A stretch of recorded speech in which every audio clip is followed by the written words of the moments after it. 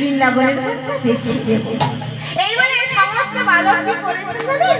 সেই নিত্যানন্দ প্রভুর কথা মতো কিছুটা গিয়েছে, আর কিছুটা যাওয়ার পর বলছেন, ও ঠাকুর ঠাকুর শোনো, এই পথে যাও সোজা, এই পথে তুমি এই পথে যাও সোজা, এই পথে, এই পথে যাও সোজা, এই পথে, এই পথে যাও সোজা, এই পথে, শ্রী বৃন্দাবন যমুনা পরিণ, শ্রী বৃন্দাবন যমুনা